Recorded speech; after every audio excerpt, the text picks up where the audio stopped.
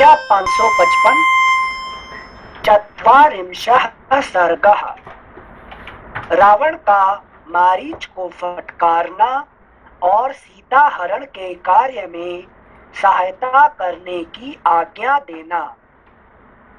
मारीच का वह कथन उचित और मानने योग्य था, तो भी जैसे मरने की इच्छा वाला रोगी दवा नहीं लेता, उसी प्रकार उसके बहुत कहने पर भी रावण ने उसकी बात नहीं मानी।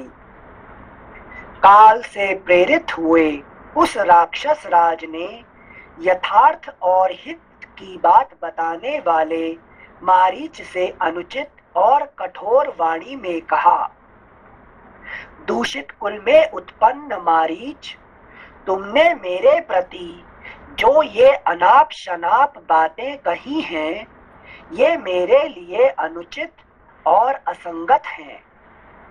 ऊसर में बोए हुए बीज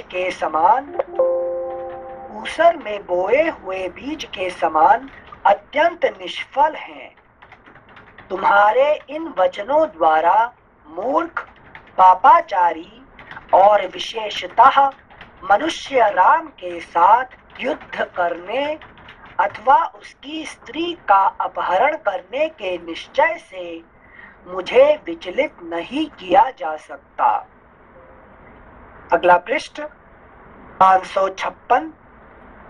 एक स्त्री कैकेयी के मूर्खतापूर्ण वचन सुनकर जो राज्य, मित्र, माता और पिता को छोड़कर सहसा जंगल में चला आया है तथा जिसने युद्ध में खर का वध किया है, उस रामचंद्र की प्राणों से भी प्यारी भार्या सीता का मैं तुम्हारे निकट ही अवश्य हरण करूंगा। मारीच, ऐसा मेरे हृदय का निश्चित विचार है। इसे इंद्र आदि देवता और सारे असुर मिलकर भी बदल नहीं सकते। एक बार फिर से पढ़ रहे श्लोक संख्या 7। मारीच, ऐसा मेरे हृदय का निश्चित विचार है। इसे इंद्र आदि देवता और सारे असुर मिलकर भी बदल नहीं सकते। यदि इस कार्य का निर्णय करने के लिए तुमसे पूछा जाता, इसमें क्या दोष है, क्या गुण है, इसकी सिद्धि में कौन सा विघ्न है, अथवा इस कार्य को सिद्ध करने का कौन सा उपाय है, तो तुम्हें ऐसी बातें कहनी चाहिए थी। जो अपना कल्याण चाहता हो, उस बुद्धिमान मंत्री को उचित है कि वह राजा से उसके पूछने पर ही अपना अभिप्राय प्रकट करे, और वह भी हाथ जोड़कर नम्रता के साथ राजा के सामने ऐसी बात कहनी चाहिए जो सर्वथा अनुकूल, मधुर, उत्तम, हितकर, आदर से युक्त और उचित हो। राजा सम्मान का भूखा होता है।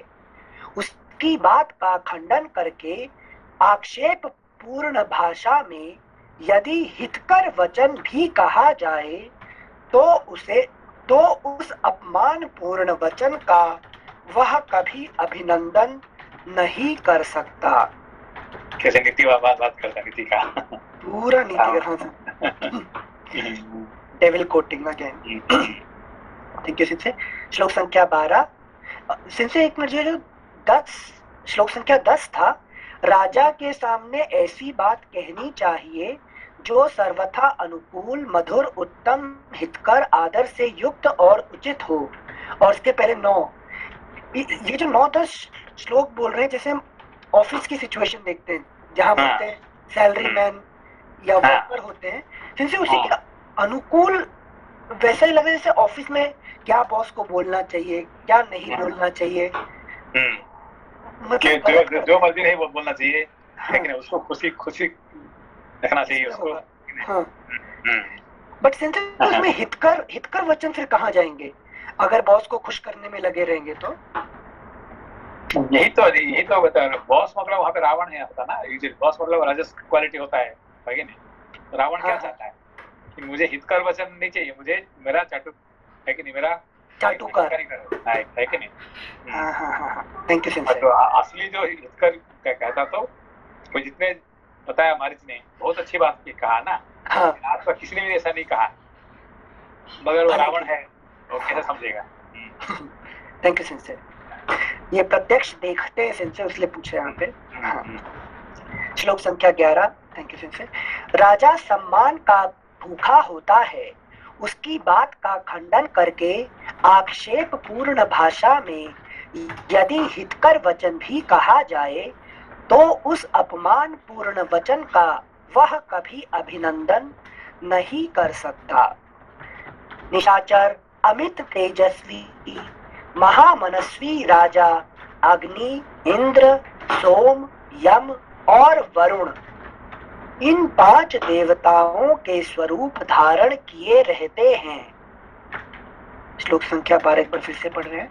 निशाचर अमित तेजस्वी महामनस्वी राजा अग्नि, इंद्र, सोम, यम और वरुण, इन 5 देवताओं के स्वरूप धारण किए रहते हैं। यहाँ पे कौन एक नहीं है? जिनसे सूर्य नहीं, यहाँ पे अग्नि है। अच्छा, वरुण जला गए। पृथ्वी, पृथ्वी मतलब भाई कौन नहीं यहाँ पे? कुबेर जी जिनसे। हाँ, कुबेर नहीं है। सिस्टर क्यों नहीं? कुबेर क्यों नहीं? कुबेर अच्छा, भाई है। सम्मान नहीं भाई नहीं है वो, उसका सम्मान नहीं चाहिए नहीं है उसको, है कि नहीं? अच्छा, हाँ, yes yes yes, Shiv ji के साथ है ना। थैंक यू सिंसे। श्लोक संख्या 12। निशाचर अमित तेजस्वी महामनस्वी राजा अग्नि, इंद्र, सोम, यम और वरुण, इन 5 देवताओं के स्वरूप धारण किए रहते हैं, इसीलिए वे अपने में इन 5 के गुण प्रताप, पराक्रम, सौम्य भाव, दंड और प्रसन्नता भी धारण करते हैं। अतः सभी अवस्थाओं में सदा राजाओं का सम्मान और पूजन ही करना चाहिए। तुम तो अपने धर्म को ना जानकर केवल मोह के वशीभूत हो रहे हो। मैं तुम्हारा अभ्यागत अतिथि हूँ, तो भी तुम दुष्टतावश मुझसे ऐसी कठोर बातें कह रहे हो। राक्षस, मैं तुमसे अपने कर्तव्य के गुण दोष नहीं पूछता हूँ और ना यही जानना चाहता हूँ कि मेरे लिए क्या उचित है। अमित पराक्रमी मारीच, मैंने तो तुमसे इतना ही कहा था कि इस कार्य में तुम्हें मेरी सहायता करनी चाहिए। अच्छा, अब तुम्हें सहायता के लिए मेरे कथनानुसार जो कार्य करना है उसे सुनो। तुम सुवर्णमय चर्म से युक्त चितकबरे रंग के मृग हो जाओ। तुम्हारे सारे अंग में चांदी की सी सफेद बूंदें रहनी चाहिए। ऐसा रूप धारण करके तुम राम के आश्रम में सीता के सामने विचरो। एक बार विदेह कुमारी को लुभाकर जहां तुम्हारी इच्छा हो उधर ही चले जाओ। तुम मायामय कांचन मृग को देखकर मिथिलेश कुमारी सीता को बड़ा आश्चर्य होगा और वह शीघ्र ही राम से कहेगी कि आप इसे पकड़ लाइए। जब राम तुम्हें पकड़ने के लिए आश्रम से दूर चले जाएं, तो तुम भी दूर तक जाकर श्री राम की बोली के अनुरूप ही ठीक उन्हीं के स्वर में हा सीते, हा लक्ष्मण कह कर पुकारना। तुम्हारी उस पुकार को सुनकर सीता की प्रेरणा से सुमित्रा कुमार लक्ष्मण भी स्नेहवश घबराए हुए अपने भाई के ही मार्ग का अनुसरण करेंगे। अगला पृष्ठ। 557। इस प्रकार राम और लक्ष्मण दोनों के आश्रम से दूर निकल जाने पर मैं सुखपूर्वक सीता को हर लाऊंगा, ठीक उसी तरह जैसे इंद्र शची को हर लाए थे। उत्तम व्रत का पालन करने वाले राक्षस मारीच, इस प्रकार इस कार्य को संपन्न करके जहां तुम्हारी इच्छा हो वहां चले जाना। मैं इसके लिए तुम्हें अपना आधा राज्य दे दूंगा। देखना क्या कैसे प्लान कर रहे हैं। मैं तुम्हें आधा राज्य दे दूंगा और तुमको फ्री कर दूंगा, और तुम मेरा दास नहीं है कि तुम जहाँ से हो वहां जा सकते हैं, है कि नहीं?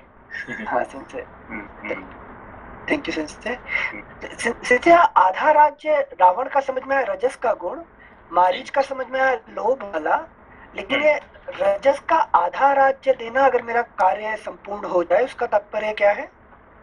मतलब उसको लोभ दिखाने के लिए, मतलब ये आपका अच्छा, लोभ को भी लोभ को लोभ दे रहे। वही रजस का गुण है कि नहीं? क्योंकि सारे रजस कंट्रोल करता है ना। Thank you Sanjay. सर ये जैसे मैं कि क्या नाम, मैं कुछ गलत काम नहीं कर रहा, इंद्र भी शची को हरकत लाए थे, तो ऐसे मैं भी लेके जाऊंगा। मैं भी ऐसे कर रहा हूँ, है कि नहीं? गलत काम नहीं है इंद्र। हाँ, मैं पहले बार थोड़ी कर रहा हूँ, इंद्र भी ऐसे किए थे, है कि नहीं? Thank you Sanjay. श्लोक संख्या 24। सौम्य, अब इस कार्य की सिद्धि के लिए प्रस्थान करो, तुम्हारा मार्ग मंगलमय हो।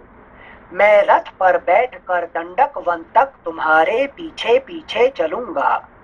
राम को धोखा देकर बिना युद्ध किए ही सीता को अपने हाथ में करके कृतार्थ हो तुम्हारे साथ ही लंका को लौट चलूंगा। मारीच, यदि तुम इनकार करोगे तो तुम्हें अभी मार डालूंगा। मेरा यह कार्य तुम्हें अवश्य करना पड़ेगा। मैं बल प्रयोग करके भी तुमसे यह काम कराऊंगा। राजा के प्रतिकूल चलने वाला पुरुष कभी सुखी नहीं होता है। राम के सामने जाने पर तुम्हारे प्राण जाने का संदेह मात्र है, परंतु मेरे साथ विरोध करने पर तो आज ही तुम्हारी मृत्यु निश्चित है। अभी ये इन्होंने दे दिया उन्हें एक अल्टीमेटम, क्या है कि ब्रह्मदंड मिल गया कि राम के साथ लड़ने से है कि तुम्हारा शंका है, मतलब ये नहीं कि तुमको मार सकता है, ये भी नहीं है कि नहीं? मगर थोड़ा डाउट है, और मेरे हाथ पे तो जरूर मरोगे तुम, है कि नहीं? तो ये यहाँ पे ये कह रहा है कि भाई देखो कि ऐसे राक्षस से मरने से इससे अच्छा कि राम से हाथ से क्यों नहीं मरो, है कि नहीं? ये उसका, अच्छा मारीच जी का, मारीच का जो ये है कि इससे अच्छा है कि राक्षस से मरने से कम राम का हाथ से तुम मरोगे कम से कम, है कि नहीं? Thank you Sanjay. श्लोक संख्या 27। राम के सामने जाने पर तुम्हारे प्राण जाने का संदेह मात्र है, परंतु मेरे साथ विरोध करने पर तो आज ही तुम्हारी मृत्यु निश्चित है। इन बातों पर बुद्धि लगाकर भली भांति विचार कर लो, उसके बाद यहाँ जो हितकर जान पड़े उसे उसी प्रकार तुम करो। इस प्रकार श्री वाल्मीकि निर्मित आर्ष रामायण आदि काव्य के अरण्य कांड में 40वां सर्ग पूरा हुआ। 41 सर्गः।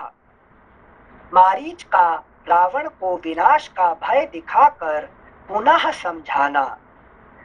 रावण ने जब राजा की भांति उसे ऐसी प्रतिकूल आज्ञा दी, तब मारीच ने निशंक होकर उस राक्षस राज से कठोर वाणी में कहा, निशाचर, किसी पापी ने तुम्हें पुत्र, राज्य और मंत्रियों सहित तुम्हारे विनाश का यह मार्ग बताया है। राजन, कौन ऐसा पापाचारी है जो तुम्हें सुखी देखकर प्रसन्न नहीं हो रहा है? किसने युक्ति से तुम्हें मौत के द्वार पर जाने की यह सलाह दी है? निशाचर, आज यह बात स्पष्ट रूप से ज्ञात हो गई कि तुम्हारे दुर्बल शत्रु तुम्हें किसी बलवान से भिड़ाकर नष्ट होते देखना चाहते हैं। राक्षस राज, तुम्हारे अहित का विचार रखने वाले किस नीच ने तुम्हें यह पाप करने का उपदेश दिया है? जान पड़ता है कि वह तुम्हें अपने ही कुकर्म से नष्ट होते देखना चाहता है। रावण, निश्चय ही वध के योग्य तुम्हारे वे मंत्री हैं जो कुमार्ग पर आरूढ़ हुए तुम जैसे राजा को सब प्रकार से रोक नहीं रहे हैं, किंतु तुम उनका वध नहीं करते हो। तो वो सत्संग करके उसको पूरा जानता है कि कौन कैसे आदमी है, पहचान लिया उसने, है कि नहीं? आगे पीछे का जानने का उसका कैपेसिटी आ गया उसको, है कि नहीं? अच्छा, ये हाँ, गॉट इट, थैंक यू सिंसे। श्लोक संख्या 6। रावण, निश्चय ही वध के योग्य तुम्हारे वे मंत्री हैं जो कुमार्ग पर आरूढ़ हुए तुम जैसे राजा को सब प्रकार से रोक नहीं रहे हैं, किंतु तुम उनका वध नहीं करते हो। अच्छे मंत्रियों को चाहिए कि जो राजा स्वेच्छाचारी होकर कुमार्ग पर चलने लगे उसे सब प्रकार से वे रोकें।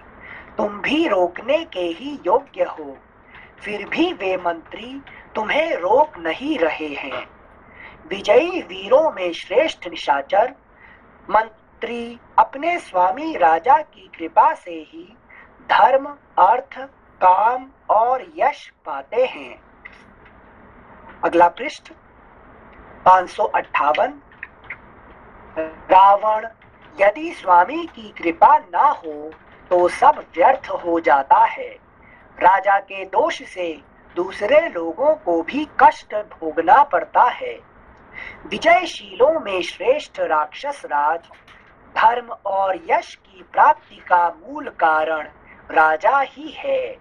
अतः सभी अवस्थाओं में राजा की रक्षा करनी चाहिए।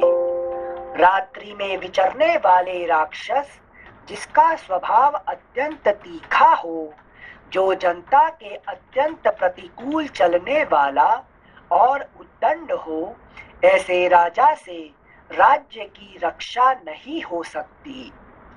जो मंत्री तीखे उपाय का उपदेश करते हैं, वे अपनी सलाह मानने वाले उस राजा के साथ ही दुख भोगते हैं। जैसे जिनके सारथी मूर्ख हों, ऐसे रथ नीची ऊंची भूमि में जाने पर सारथियों के साथ ही संकट में पड़ जाते हैं। उपयुक्त धर्म का अनुष्ठान करने वाले बहुत से साधु पुरुष इस जगत में दूसरों के अपराध से परिवार सहित नष्ट हो गए हैं। रावण, प्रतिकूल बर्ताव और तीखे स्वभाव वाले राजा से रक्षित होने वाली प्रजा उसी तरह वृद्धि को नहीं प्राप्त होती है जैसे गीदड़ या भेड़िए से पालित होने वाली भेड़ें। जैसे गीदड़ या भेड़िए से पालित होने वाली भेड़ें। कैसा एग्जाम्पल ले रहे हैं? हाँ, जिनसे मतलब गीदड़ और भेड़िए खा जाते हैं ना भेड़ों को ही। वो पालन क्यों कर रहे हैं? वो आगे बड़ा होने से खाएंगे। अब ऐसे जो है कि नहीं, लोग पालते हैं, लेकिन ये क्या क्यों कुत्ते बिल्ली को पालते हैं वो अलग बात है कि नहीं? बाकी को जो पालते हैं क्यों? खाने के लिए है ना। उसको बड़ा होगा, छोटा से क्या उसको कुछ नहीं, मांस नहीं है, और बड़ा होगा तो खाएंगे, है कि नहीं? Thank you Sanjay. श्लोक संख्या 15। रावण, जिनके तुम क्रूर, दुर्बुद्धि और अजितेंद्रिय राजा हो, वे सब राक्षस अवश्य ही नष्ट हो जाएंगे। काकतालीय न्याय के अनुसार मुझे तुमसे अकस्मात ही यह घोर दुख प्राप्त हो गया।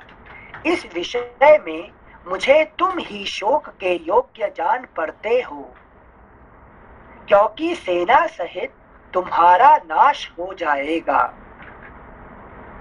जैसे काकतालीय न्याय तो कोइंसिडेंस के लिए बोलते हैं ना कि इस टाइम पे ये हो रहा था, साथ में अब जैसे अभी अभी अभी अभी अभी जो बात हो रहा है कि नहीं, कोइंसिडेंस की वजह से हो रहा है ना अभी, है कि नहीं? यहाँ तो सिलसिले रावण जानबूझ के कष्ट में डालने आया ना, नोइंगली नहीं। अब ये भाई मैं उसमें ये हो गया ना, फंस गया ना। अच्छा वो अच्छा, कह रहा है कि सही है कि नहीं, जैसे हाँ, मतलब रावण का नाश होना है, उसमें हाँ। मैं भी फंस गया। मैं भी फंस गया अभी, वो तो मरेगा ही मरेगा, अब मुझे भी मरवाएगा, है कि नहीं? हाँ संजय, थैंक यू संजय। श्लोक संख्या 16। काकतालीय न्याय के अनुसार मुझे तुमसे अकस्मात ही यह घोर दुख प्राप्त हो गया। इस विषय में मुझे तुम ही शोक के योग्य जान पड़ते हो, क्योंकि सेना सहित तुम्हारा नाश हो जाएगा। श्री रामचंद्र जी मुझे मारकर तुम्हारा भी शीघ्र ही वध कर डालेंगे। जब दोनों ही तरह से मेरी मृत्यु निश्चित है, तब श्री राम के हाथ से होने वाली जो यह मृत्यु है, इसे पाकर मैं कृतकृत्य हो जाऊंगा, क्योंकि शत्रु के द्वारा युद्ध में मारा जाकर प्राण त्याग करूंगा। तुम जैसे राजा के हाथ से बलपूर्वक प्राण दंड पाने का कष्ट नहीं भोगूंगा। राजन, यह निश्चित समझो कि श्री राम के सामने जाकर उनकी दृष्टि पड़ते ही मैं मारा जाऊंगा, और यदि तुमने सीता का हरण किया तो तुम अपने को भी बंधु बांधवों सहित मरा हुआ ही मानो। यदि तुम मेरे साथ जाकर श्री राम के आश्रम से सीता का अपहरण करोगे, तब ना तो तुम जीवित बचोगे और ना मैं ही, ना लंका पूरी रहने पाएगी। हाँ भैया संजय कृष्ण, संजय ये रावण को जैसे अपनी शक्ति का एहसास तो हो गया है कि he can not confront directly with Ram, वो उसको पता चल गया। दूसरा सॉल्यूशन ये सोचा उसने कि मैं ये हर लेता हूँ। नहीं, उसको ये नहीं कि फाइट करेगा, लेकिन उसको तो घमंड है ना, मैं जरूर जीतूंगा, है कि नहीं? उससे पहले मैं ये भी उसका भी, है कि नहीं, सीता को भी हरण कर लेता हूँ, है कि नहीं? डायरेक्टली भी फाइट कर सकता था ना वो, अभी जैसे हर ने किया है। He could have done that, but he do not have, I mean, नहीं, पहले कहा ना कि मैं बिना लड़ाई किए हुए भी मैं जब ले सकता हूँ, मेरा मुख्य उद्देश्य क्या है? सीता हरण करना मेरा उद्देश्य है, ठीक है ना? तो अभी राम से लड़ाई नहीं करके सीता को ले सकता हूँ, तो मेरा काम हो गया ना, है कि नहीं? लड़ने के लिए क्यों बेकार अपना टाइम वेस्ट करेंगे? मुझे तो सीता चाहिए, है कि नहीं? ओके, मतलब लड़ने के बारे में उसने सोचा भी नहीं कि I will go and fight with him. हाँ, जो जैसे रावण हुआ है, कंस हुआ है, इन लोग है ना खामोखा लड़ाई नहीं करना चाहते। अच्छा, है कि नहीं? जरूरत पड़ेगा तो लड़ाई करेंगे। हाँ, मतलब उनको जो चाहिए वो वैसे मिल जाएगा तो वो ले लेंगे उसको। हाँ, लड़ाई क्यों करें, है कि नहीं? ओके जी सर, जैसे ये सारे पीपल मैनेजर हैं, पीपल को भेजते हैं, हाँ, लड़ने जाओ। रावण ने आखिर तक गया नहीं है, वो एक को अपना बेटे को भेज दिया, अपना जी को भेज दिया, अपना भाई को, सबको भेज दिया, खुद नहीं गया। सारे बेटे मर गए, भाई मर गए, ये मर गए, है कि नहीं? मारीच को भेज रहा है, जाओ हिरन बनो। Very good. हाँ, सबको भेज के उसने ये कर रहे है कि नहीं? उसको नहीं, लेकिन आखिरी लास्ट में भेजता आपने। Thank you sensei. श्लोक संख्या 19। यदि तुम मेरे साथ जाकर श्री राम के आश्रम से सीता का अपहरण करोगे, श्लोक संख्या 19। यदि तुम मेरे साथ जाकर श्री राम के आश्रम से सीता का अपहरण करोगे, तब ना तो तुम जीवित बचोगे और ना मैं ही, ना लंकापुरी रहने पाएगी और ना वहां के निवासी राक्षस ही।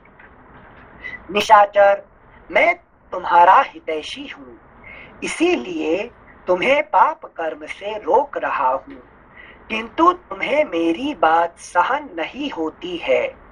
सच है, जिनकी आयु समाप्त हो जाती है वे मरणासन्न पुरुष अपने सुहृदों की कही हुई हितकर बातें नहीं स्वीकार करते हैं। इस प्रकार श्री ये सब शब्द मरणासन, मरणासन पुरुष समझ में आया आपको? सिंधु जिसकी मृत्यु का समय आ चुका है, जो मरण शैया पर पड़ा है, मरणासन। शैया पर नहीं है, मरण आसन, आसन मरण आसन, आसन मतलब जो नजदीक हो गया, ये बहुत नजदीक हो गया है, उसको मरणासन। अच्छा, ये बार बार यहाँ पे परीक्षित से पूछते हैं सुखदेव जी को, मरणासन पुरुष को क्या करना चाहिए। हाँ, लेकिन ये बार बार भागवत में ये आता है कि मरणासन पुरुष को क्या करना चाहिए, ठीक है ना। हाँ सर, जिसका मरण मृत्यु का निकट हो जाता है वो व्यक्ति क्या करना चाहिए, ठीक है ना। हाँ सर, थैंक यू सर। वे मरणासन पुरुष अपने सुहृदों की कही हुई हितकर बातें नहीं स्वीकार करते हैं। इस प्रकार श्री वाल्मीकि निर्मित आर्ष रामायण आदि काव्य के अरण्य कांड में 41वां सर्ग पूरा हुआ। द्विचत्वारिंशः सर्गः। मारीच का सुवर्णमय मृग रूप धारण करके श्री राम के आश्रम पर जाना और सीता का उसे देखना। रावण से इस प्रकार कठोर बातें कहकर उस निशाचर राज के भय से दुखी हुए मारीच ने कहा, चलो चलें। मेरे वध के लिए जिनका हथियार सदा उठा ही रहता है, उन धनुष बाण और तलवार धारण करने वाले श्री रामचंद्र जी ने यदि, अगला पृष्ठ 559, सॉरी, करने वाले श्री रामचंद्र जी ने यदि फिर मुझे देख लिया तो मेरे जीवन का अंत निश्चित है। श्री रामचंद्र जी के साथ पराक्रम दिखाकर कोई जीवित नहीं लौटता है। तुम यमदंड से मारे गए हो, इसीलिए उनसे भिड़ने की बात सोचते हो। वे श्री रामचंद्र जी तुम्हारे लिए यमदंड के ही समान हैं। परंतु जब तुम इस प्रकार दुष्टता पर उतारू हो गए, तब मैं क्या कर सकता हूँ। लो, यह मैं चलता हूँ, तात निशाचर तुम्हारा कल्याण हो। मारीच के उस वचन से राक्षस रावण को बड़ी प्रसन्नता हुई। उसने उसे कसकर हृदय से लगा लिया और इस प्रकार कहा, यह तुमने वीरता की बात कही है, क्योंकि अब तुम मेरी इच्छा के वशवर्ती हो गए हो। इस समय तुम वास्तव में मारीच हो। पहले तुम में किसी दूसरे राक्षस का आवेश हो गया था। यह रत्नों से विभूषित मेरा आकाशगामी रथ तैयार है। इसमें पिशाचों के से मुख वाले गधे जुटे हुए हैं। इस पर मेरे साथ जल्दी से बैठ जाओ। तुम्हारे जिम्मे एक ही काम है। विदेह कुमारी सीता के मन में अपने लिए लोभ उत्पन्न कर दो। उसे लुभाकर तुम जहां चाहो जा सकते हो। आश्रम सूना हो जाने पर मैं मिथिलेश कुमारी सीता को जबरदस्ती उठा लाऊंगा। तब ताटका कुमार मारीच ने रावण से कहा, तथास्तु, ऐसा ही हो। तदनंतर रावण और मारीच दोनों उस विमानाकार रथ पर बैठकर शीघ्र ही उस आश्रम मंडल से चल दिए। मार्ग में पहले की ही भांति अनेकानेक पत्तनों, वनों, पर्वतों, समस्त नदियों, राष्ट्रों, तथा नगरों को देखते हुए दोनों ने दंडकारण्य में प्रवेश किया और वहां मारीच सहित राक्षस राज रावण ने श्री रामचंद्र जी का आश्रम देखा। तब उस सुवर्ण भूषित रथ से उतरकर रावण ने मारीच का हाथ अपने हाथ में ले उससे कहा, सखे, यह केलों से घिरा हुआ राम का आश्रम दिखाई दे रहा है। अब शीघ्र ही वह कार्य करो जिसके लिए हम लोग यहाँ आए हैं। रावण की बात सुनकर राक्षस मारीच उस समय मृग का रूप धारण करके श्री राम के आश्रम के द्वार पर विचरने लगा। उस समय उसने देखने में बड़ा ही अद्भुत रूप धारण कर रखा था। उसके सींगों के ऊपरी भाग इंद्रनील नामक श्रेष्ठ मणि के बने हुए जान पड़ते थे। मुखमंडल पर सफेद और काले रंग की बूंदें थी। मुख का रंग लाल कमल के समान था। उसके कान नील कमल के तुल्य थे और गर्दन कुछ ऊंची थी। उदर का भाग इंद्रनील मणि की कांति धारण कर रहा था। पार्श्व भाग महुए के फूल के समान श्वेत वर्ण के थे। शरीर का सुनहरा रंग कमल के केसर की भांति सुशोभित होता था। उसके खुर वैदूर्य मणि के समान, पिंडलियां पतली और पूंछ ऊपर से इंद्रधनुष के रंग की थी, जिससे उसका संगठित शरीर विशेष शोभा पा रहा था। उसकी देह की कांति बड़ी ही मनोहर और चिकनी थी। वह नाना प्रकार की रत्नमयी बुंदकियों से विभूषित दिखाई देता था। राक्षस मारीच क्षण भर में ही परम शोभाशाली मृग बन गया। अगला पृष्ठ 560। सीता को लुभाने के लिए विविध धातुओं से चित्रित मनोहर एवं दर्शनीय रूप बनाकर वह निशाचर उस रमणीय वन तथा श्री राम के उस आश्रम को प्रकाशित करता हुआ सब ओर उत्तम घासों को चरने और विचरने लगा। सैकड़ों रजतमय बिंदुओं से युक्त विचित्र रूप धारण करके वह मृग बड़ा प्यारा दिखाई देता था। वह वृक्षों के कोमल पल्लवों को खाता हुआ इधर उधर विचरने लगा। केले के बगीचे में जाकर वह कनेरों के कुंज में जा पहुंचा। फिर जहां सीता की दृष्टि पड़ सके ऐसे स्थान में जाकर मंद गति का आश्रय ले इधर उधर घूमने लगा।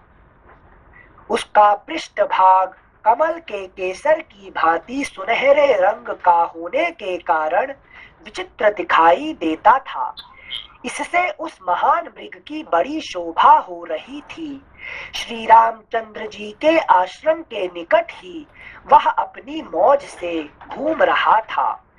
वह श्रेष्ठ मृग कुछ दूर जाकर फिर लौट आता और वही घूमने लगता था। 2 घड़ी के लिए कहीं चला जाता और फिर बड़ी उतावली के साथ लौट आता था।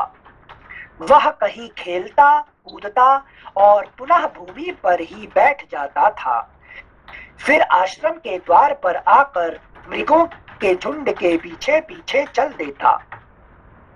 तत्पश्चात झुंड के झुंड मृगों को साथ लिए फिर लौट आता था। उस मृग रूपधारी राक्षस के मन में केवल यह अभिलाषा थी कि किसी तरह सीता की दृष्टि मुझ पर पड़ जाए। अगला पृष्ठ श्लोक संख्या 28। सीता के समीप आते समय वह विचित्र मंडल पैतरे दिखाता हुआ चारों ओर चक्कर लगाता था। उस वन में विचरने वाले जो दूसरे मृग थे वे सब उसे देखकर पास आते और उसे सूंघकर 10 दिशाओं में भाग जाते थे। राक्षस मारीच यद्यपि मृगों के वध में ही तत्पर रहता था। राक्षस मारीच यद्यपि मृगों के वध में ही तत्पर रहता था, तथापि उस समय अपने भाव को छिपाने के लिए उन वन्य मृगों का स्पर्श करके भी उन्हें खाता नहीं था। उसी समय मंद भरे सुंदर नेत्रों वाली विदेह नंदिनी सीता, जो फूल चुनने में लगी हुई थी, कनेर, अशोक और आम के वृक्षों को लांघती हुई उधर आ निकली। फूलों को चुनती हुई वे वहीं विचरने लगी। उनका मुख बड़ा ही सुंदर था। वे वनवास का कष्ट भोगने के योग्य नहीं थी। परम सुंदरी सीता ने उस रत्नमय मृग को देखा, जिसका अंग प्रत्यंग मुक्तामणियों से चित्रित सा जान पड़ता था। उसके दांत और ओठ बड़े सुंदर थे तथा शरीर के रोए चांदी एवं तांबे आदि धातुओं के बने हुए जान पड़ते थे। उसके ऊपर दृष्टि पड़ते ही सीता जी की आंखें आश्चर्य से खिल उठी और वे बड़े स्नेह से उसकी ओर निहारने लगी। वह मायामय मृग भी श्री राम की प्राण वल्लभा सीता को देखकर और उस वन को प्रकाशित सा करता हुआ वही विचरने लगा। सीता ने वैसा मृग पहले कभी नहीं देखा था। वह नाना प्रकार के रत्नों का ही बना जान पड़ता था। उसे देखकर जनक किशोरी सीता को बड़ा विस्मय हुआ। इस प्रकार श्री वाल्मीकि निर्मित आर्ष रामायण आदि काव्य के अरण्य कांड में 42वां सर्ग पूरा हुआ।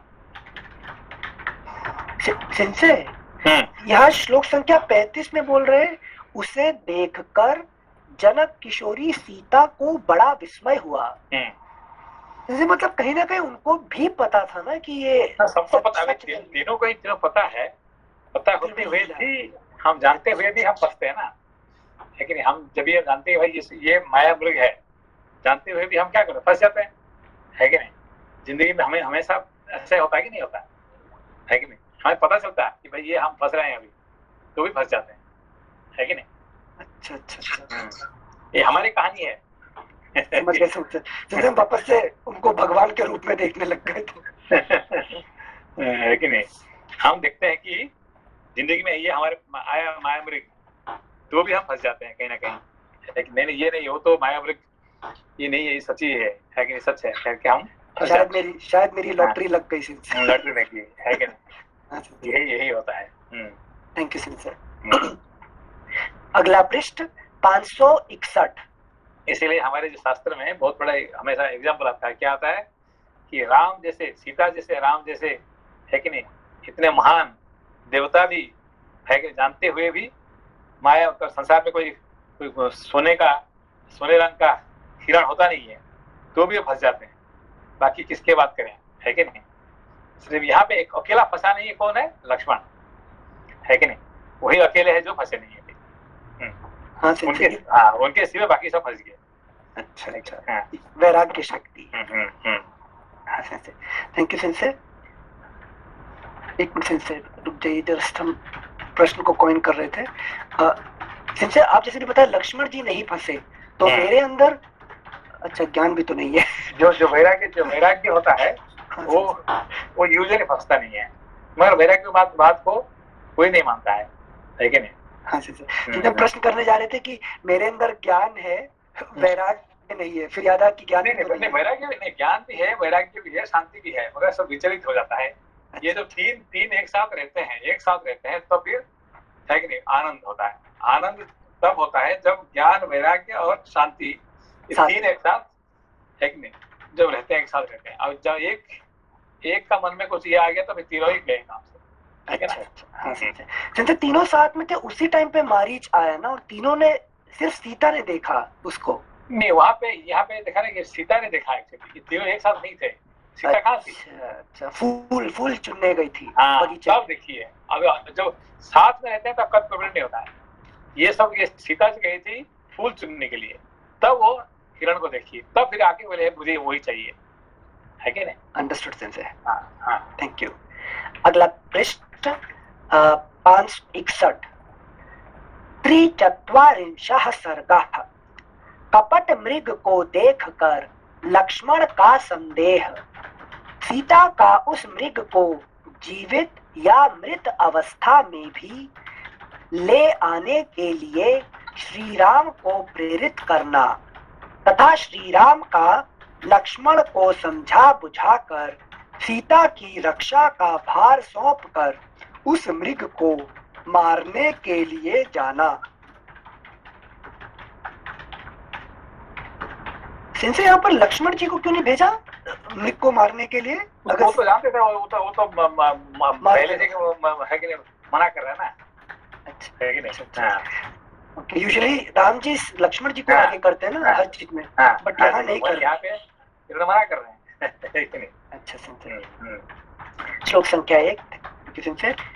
वह मृग सोने और चांदी के समान कांति वाले पार्श्व भागों से सुशोभित था। शुद्ध सुवर्ण के समान कांति तथा निर्दोष अंगों वाली सुंदरी सीता फूल चुनते चुनते ही उस मृग को देखकर मन ही मन बहुत प्रसन्न हुई और अपने पति श्री राम तथा देवर लक्ष्मण को हथियार लेकर आने के लिए पुकारने लगी। वे बार बार उन्हें पुकारती और फिर उस मृग को अच्छी तरह देखने लगती थी। वे बोली, आर्यपुत्र अपने भाई के साथ आइए, शीघ्र आइए। विदेह कुमारी सीता के द्वारा पुकारे जाने पर नरश्रेष्ठ श्री राम और लक्ष्मण वहां आए और उस स्थान पर सब ओर दृष्टि डालते हुए उन्होंने उस समय उस मृग को देखा। उसे देखकर लक्ष्मण के मन में संदेह हुआ और वे बोले, भैया मैं तो समझता हूँ कि इस मृग के रूप में वह मारीच नाम का राक्षस ही आया है। सीधा पता चल गया, लेकिन थैंक यू सर। श्लोक संख्या 6। श्री राम स्वेच्छानुसार रूप धारण करने वाले इस पापी ने कपट वेश बनाकर वन में शिकार खेलने के लिए आए हुए कितने ही हर्षोत्फुल्ल नरेशों का वध किया है। पुरुष सिंह यह अनेक प्रकार की मायाएं जानता है। इसकी जो माया सुनी गई है वही इस प्रकाशमान मृग रूप में परिणत हो गई है। यह गंधर्व नगर के समान देखने भर के लिए ही है, इसमें वास्तविकता नहीं है। रघुनंदन पृथ्वीनाथ, इस भूतल पर कहीं भी ऐसा विचित्रमय रत्नमय मृग नहीं है, अतः निसंदेह यह माया ही है। मारीच के छल से जिनकी विचार शक्ति हर ली गई थी, उन पवित्र मुस्कान वाली सीता ने उपर्युक्त बातें कहते हुए लक्ष्मण को रोककर स्वयं ही बड़े हर्ष के साथ कहा, आर्यपुत्र यह मृग बड़ा ही सुंदर है, इसने मेरे मन को हर लिया है। महाबाहो इसे ले आइए, यह हम लोगों के मन बहलाव के लिए रहेगा। राजन महाबाहो, यद्यपि हमारे इस आश्रम पर बहुत से पवित्र एवं दर्शनीय मृग एक साथ आकर चरते हैं तथा श्रीमर काली पूंछ वाली चवरी गाय, चमर सफेद पूंछ वाली चवरी गाय, रीछ चितकबरे मृगों के झुंड, वानर तथा सुंदर रूप वाले महाबली किन्नर भी विचरण करते हैं तथा प्याज कल के पहले मैंने दूसरा कोई ऐसा तेजस्वी, सौम्य और दीप्तिमान मृग नहीं देखा था जैसा कि यह श्रेष्ठ मृग दिखाई दे रहा है। नाना प्रकार के रंगों से युक्त होने के कारण इसके अंग विचित्र जान पड़ते हैं। ऐसा प्रतीत होता है मानो यह अंगों का ही बना हुआ हो। मेरे आगे निर्भय एवं शांत भाव से स्थित होकर इस वन को प्रकाशित करता हुआ यह चंद्रमा के समान शोभा पा रहा है।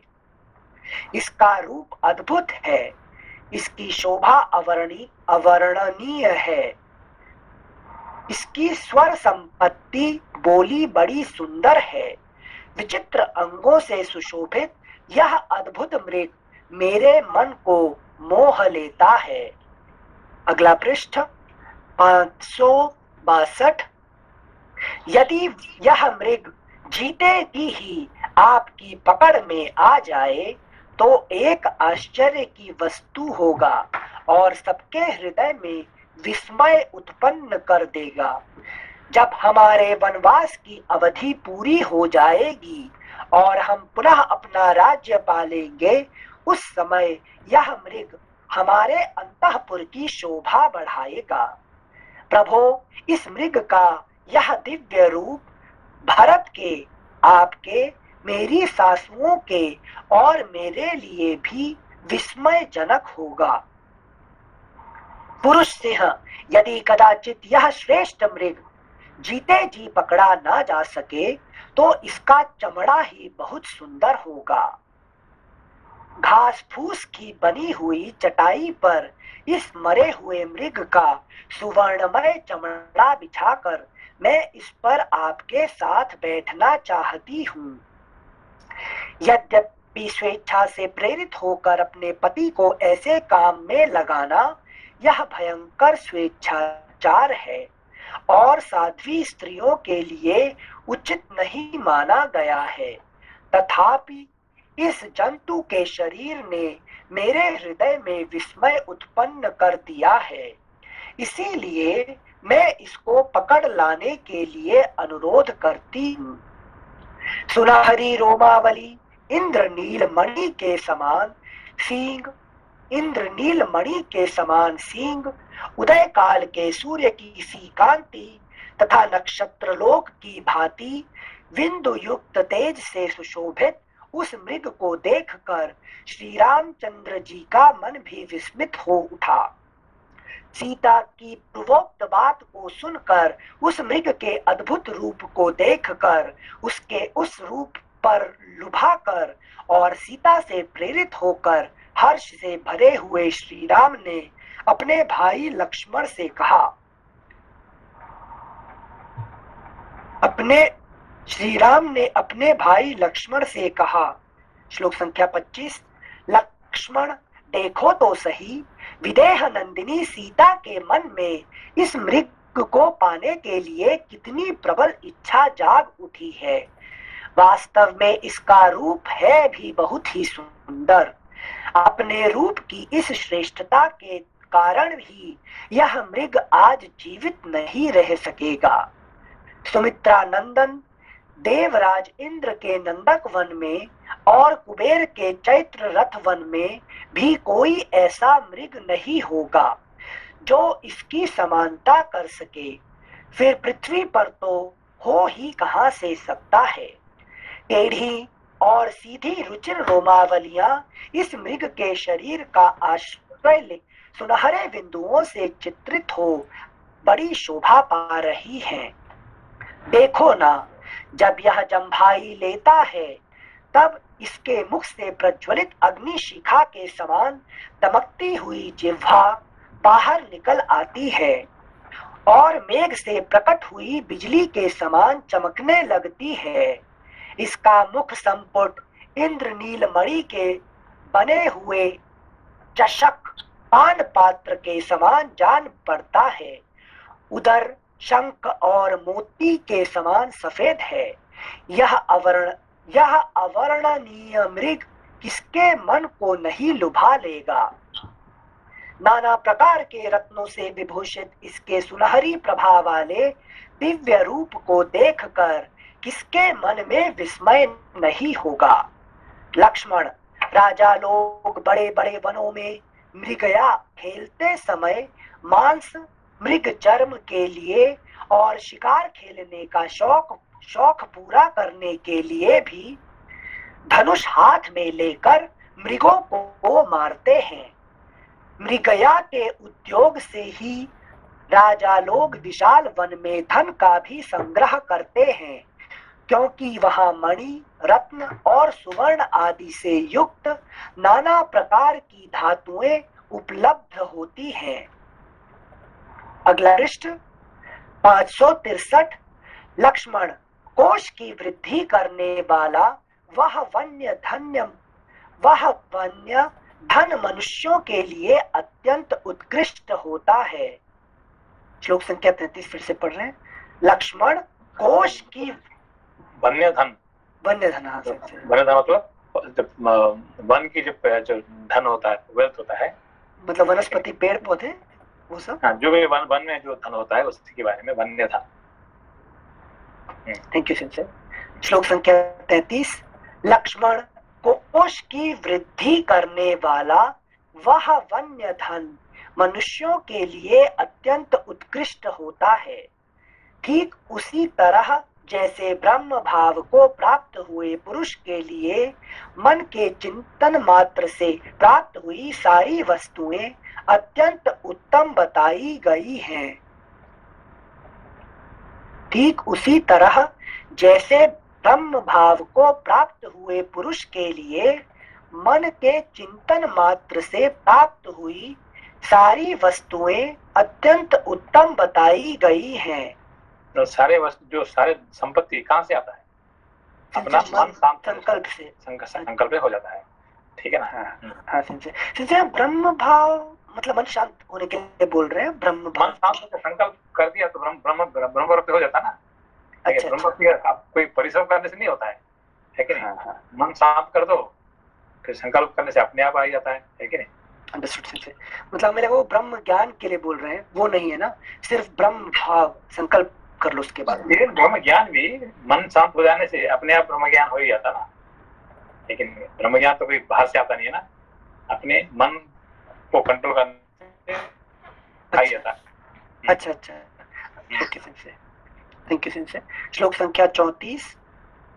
लक्ष्मण, अर्थी मनुष्य जिस अर्थ प्रयोजन का संपादन करने के लिए उसके प्रति आकृष्ट हो बिना विचारे ही चल देता है, उस अत्यंत आवश्यक प्रयोजन को ही अर्थ साधन में चतुर एवं अर्थशास्त्र के ज्ञाता विद्वान अर्थ कहते हैं। श्लोक संख्या 34 एक बार फिर से पढ़ रहे हैं। लक्ष्मण, अर्थी मनुष्य जिस अर्थ अर्थात प्रयोजन का संपादन करने के लिए उसके प्रति आकृष्ट हो बिना विचारे ही चल देता है, उस अत्यंत आवश्यक प्रयोजन को ही अर्थ साधन में चतुर एवं अर्थशास्त्र के ज्ञाता विद्वान अर्थ कहते हैं। अच्छा, प्रयोजन का संपादन करने से थोड़ा हेवी। अर्थ किसको कहते हैं? मतलब व्हाट इज वेल्थ? जो अर्थशास्त्र में, जो इकोनॉमिक्स में वेल्थ किसको कहते हैं, ये समझा है कि नहीं? What is wealth? अच्छा। दोबारा पढ़िए। तो हमें लगा मीनिंग के लिए बोल रहे हैं, मीनिंग नहीं ना, पर्पस। नहीं, जो अर्थशास्त्र क्या है? जो इकोनॉमिक्स में इकोनॉमिक क्या होता है, वेल्थ क्या होता है? अच्छा, पढ़ते हैं फिर से। श्लोक संख्या 34। लक्ष्मण, अर्थी मनुष्य जिस अर्थ प्रयोजन का संपादन करने के लिए उसके प्रति आकृष्ट हो बिना विचारे ही चल देता है, उस अत्यंत आवश्यक प्रयोजन को ही अर्थ साधन में चतुर एवं अर्थशास्त्र के ज्ञाता विद्वान अर्थ कहते हैं। ये वाला नहीं सर, मुझे समझ में नहीं आया है, मैं आपको पूछ रही हूँ। आप लोग बुला रहे हैं, मुझे पता है, लेकिन ये नहीं, इकोनॉमिक्स ये जो है ना, इकोनॉमिक्स में क्या टॉपिक क्या है कि नहीं? What is the topic of economics deals with? अर्थ अर्थ मतलब it's a wealth, it's everything is what is wealth, wealth क्या होता है? the one which is important for me, जिससे हाँ, किसी प्रयोग में ला सकते हैं। जिससे आपको इम्पोर्टेंस है वो आपको वेल्थ हो जाता है कि नहीं? हाँ। इसीलिए क्या होता है, नारी धन है कि नहीं, संतान धन है कि नहीं? तो बच्चे अभी दूसरे का बच्चे दूसरे के लिए धन नहीं होता है, ये तो उल्टा, ये तो बेकार की लड़का है, तो ऐसे कर रहे हैं, और जिसका बच्चा है उसके लिए धन है कि नहीं? हाँ समझ बात को? हाँ है कि नहीं? दूसरे का बच्चे को आप देख के क्या बोलते हैं, यार ये तो ये है, ऐसे कर रहा है, ऐसे उसका दुर्गुण देखते हैं आप, है कि नहीं? मगर जिसका बच्चा वो है, वो क्या होता है उसके लिए? उसके लिए सोना है, धन होता है, ठीक है ना? तो जमीन भी, ये भी, घर भी, दूसरे के लिए आप क्या, ये झोपड़पट्टी है क्या? घर है, झोपड़पट्टी है, और उसके लिए क्या झोपड़पट्टी है क्या? है कि नहीं? तो इसलिए धन होता है जो अपने लिए जो प्रयोजन है कि नहीं, तो इसको धन कहते हैं, है कि नहीं? वही पढ़ी द्वारा पढ़ी है। हाँ सर। श्लोक संख्या 34। लक्ष्मण अर्थी मनुष्य जिस अर्थी मनुष्य मतलब जो मनुष्य अर्थ को चाहता है उसको अर्थी मनुष्य कहते हैं, है कि नहीं? अच्छा। अर्थी मनुष्य, यही से कंफ्यूजन चालू हो गया था इसी वर्ड से।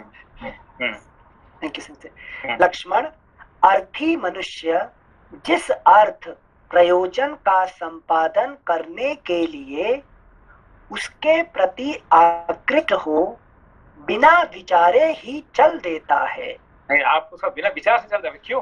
नहीं, this is important for me, है कि नहीं? कहाँ जा रहे हैं ना, this is important for me, बस दूसरे के लिए इम्पोर्टेंट नहीं है, this is important for you only, है कि नहीं? सब लोग दौड़ रहे हैं, कहाँ दौड़ रहे हैं?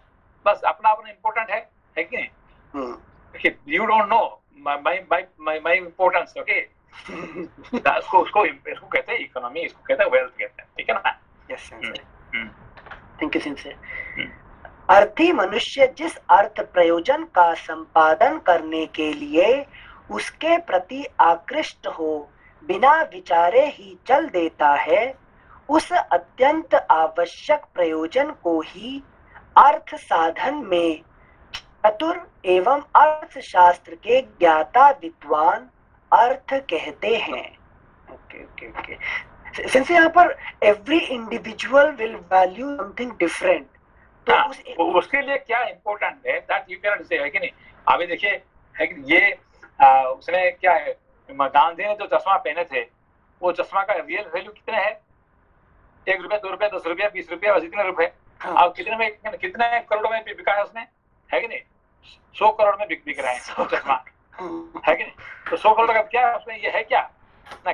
महात्मा गांधी ने उसको पहने थे, इसलिए उसका वैल्यू इतना ये है, दिखाना है कि भाई देखो वो चश्मा मेरे पास है कि नहीं? बस तो ये उसका जो उसका 100 यान उसका है क्या वैल्यू? 100 रुपया है उसका वैल्यू, नहीं है कि नहीं? पर वो 100 करोड़ में लेके लोग बैठे हुए हैं, उसका मतलब वैल्यू उसका वेल्थ का प्रॉपर्टी हो गया है, ठीक है ना? हाँ सर। तो सीधे हमारा प्रश्न यहाँ पर था कि every individual will value something differently, तब कॉमन रेफरेंस लाने के लिए ही इकोनॉमिक्स में वो कॉमन रेफरेंस मनी बनता है फिर क्या? हाँ, कॉमन जैसे देखिए अभी कॉमन क्या है कि डॉलर, रुपया, येन, ये जो छपाया हुआ है जो कागज है, हाँ। वो क्या होता है कॉमन, अच्छा सबके लिए एक ही बराबर का वैल्यू है कि नहीं? हाँ। तो इकोनॉमिक्स में वो उसका वैल्यू सेम है, 1 ग्राम सोने का वैल्यू सबके लिए बराबर है, पूरा वर्ल्ड में सेम वैल्यू है, ठीक है ना? हाँ, तो गोल्ड, सिल्वर, है कि नहीं, पेट्रोल, ये सब का इकोनॉमी क्या है, इसका सेम वैल्यू है कि नहीं? बाकी महात्मा गांधी का जो चश्मा का वैल्यू कितने है वो तो हर किसी के लिए डिफरेंट है कि नहीं?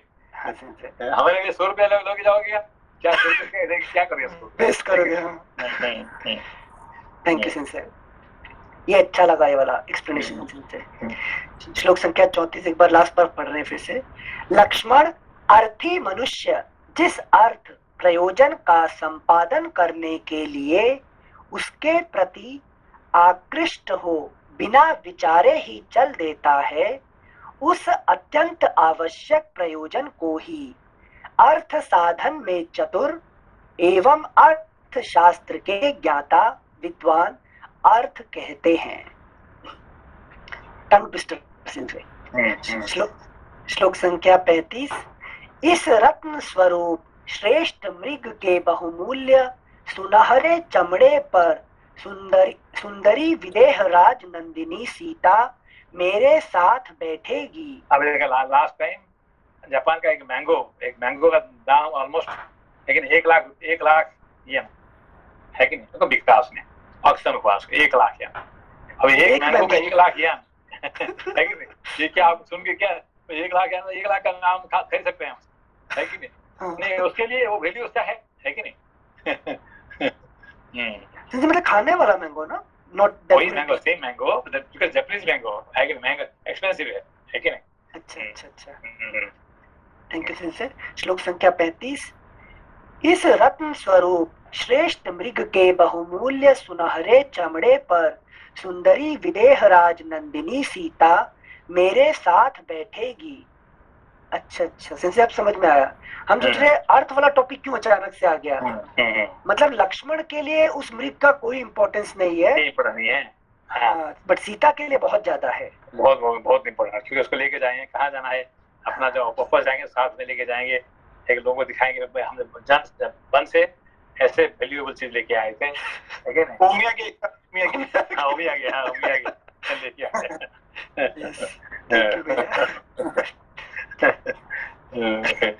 श्लोक संख्या 35। थैंक यू सिंसे। इस रत्न स्वरूप श्रेष्ठ मृग के बहुमूल्य सुनहरे चमड़े पर सुंदरी विदेहराज नंदिनी सीता मेरे साथ बैठेगी। कदली कोमल ऊंचे चितकबरे और नीलाग्र रोम वाले मृग विशेष, प्रियक कोमल ऊंचे चिकने और घने रोम वाले मृग विशेष, प्रवेण विशेष प्रकार के बकरे और अवि भेड़ की त्वचा भी स्पर्श करने में इस कांचन मृग के छाले के समान कोमल एवं सुखद नहीं हो सकती, ऐसा मेरा विश्वास है। यह सुंदर मृग और वह जो दिव्य आकाशचारी मृग मृगशिरा नक्षत्र है, ये दोनों ही दिव्य मृग हैं। इनमें से एक तारा मृग और दूसरा मही मृग है। तारा मृग फुटनोट नक्षत्र लोक में विचरने वाला मृग मृगशिरा नक्षत्र, मही मृग दूसरा पृथ्वी पर विचरने वाला कांचन मृग। Footnote ends. लक्ष्मण, तुम मुझसे जैसा कह रहे हो यदि वैसा ही यह मृग हो, यदि यह राक्षस की माया ही हो, तो भी मुझे उसका वध करना ही चाहिए, क्योंकि अपवित्र दुष्ट चित्त वाले इस क्रूर कर्मा मारीच ने वन में विचरते समय पहले अनेकानेक श्रेष्ठ मुनियों की हत्या की है। इसने मृगया के समय प्रकट होकर बहुत से महाधनुर्धर नरेशों का वध किया है, अतः इस मृग के रूप में इसका भी वध अवश्य करने योग्य है। इसी वन में पहले वातापी नामक राक्षस रहता था, जो तपस्वी महात्माओं का तिरस्कार करके कपटपूर्ण उपाय से उनके पेट में पहुंच जाता और जैसे खच्चरी को अपने ही गर्भ का बच्चा नष्ट कर देता है, उसी प्रकार उन ब्रह्मर्षियों को नष्ट कर देता था। वह वातापी एक दिन दीर्घ काल के पश्चात लोभवश तेजस्वी महामुनि अगस्त्य जी के पास जा पहुंचा और श्राद्ध काल में उनका आहार बन गया, उनके पेट में पहुंच गया। श्राद्ध के अंत में जब वह अपना राक्षस रूप प्रकट करने की इच्छा करने लगा, उनका पेट फाड़कर निकल आने को उद्यत हुआ, तब उस वातापी को लक्ष्य करके भगवान अगस्त्य मुस्कुराए और उससे इस प्रकार बोले, वातापे, तुमने बिना सोचे विचारे इस जीव जगत में बहुत से श्रेष्ठ ब्राह्मणों को अपने तेज से तिरस्कृत किया है, उसी पाप से अब तुम बच गए। लक्ष्मण, जो सदा धर्म में तत्पर रहने वाले मुझ जैसे जितेंद्रिय पुरुष का भी अतिक्रमण करे, उस मारीच नामक राक्षस को भी वातापी के समान ही नष्ट हो जाना चाहिए। जैसे वातापी अगस्त्य के द्वारा नष्ट हुआ, उसी प्रकार यह मारीच अब मेरे सामने आकर अवश्य ही मारा जाएगा। तुम अस्त्र और कवच आदि से सुसज्जित हो जाओ। और यहाँ अगला पृष्ठ 564, सावधानी के साथ मिथिलेश कुमारी की रक्षा करो। रघुनंदन, हम लोगों का जो आवश्यक कर्तव्य है वह सीता की रक्षा के ही अधीन है। मैं इस मृग को मार डालूंगा अथवा इसे जीता ही पकड़ लाऊंगा। सुमित्रा, कुमार, लक्ष्मण, देखो इस मृग का चर्म हस्तगत करने के लिए विदेह नंदिनी को कितनी उत्कंठा हो रही है। इसलिए इस मृग को ले आने के लिए मैं तुरंत ही जा रहा हूँ। इस मृग को मारने का प्रधान हेतु है इसके चमड़े को प्राप्त करना। आज इसी के कारण यह मृग जीवित नहीं रह सकेगा। लक्ष्मण, तुम आश्रम पर रहकर सीता के साथ सावधान रहना। सावधानी के साथ तब तक इसकी रक्षा करना जब तक कि मैं एक ही बाण से इस चितकबरे मृग को मार नहीं डालता हूँ। मारने के पश्चात इसका चमड़ा लेकर मैं शीघ्र लौट आऊंगा। लक्ष्मण, बुद्धिमान पक्षी गृध्रराज जटायु बड़े ही बलवान और सामर्थ्यशाली हैं। उनके साथ ही यहाँ सदा सावधान रहना। मिथिलेश कुमारी सीता को अपने संरक्षण में लेकर प्रतिक्षण सब दिशाओं में रहने वाले राक्षसों की ओर से चौकन्ने रहना। इस प्रकार श्री वाल्मीकि निर्मित आर्ष रामायण आदि काव्य के अरण्य कांड में 43वां सर्ग पूरा हुआ। ठीक है। और प्रणाम सर। हाँ, सही। प्रणाम प्रणाम नमस्ते।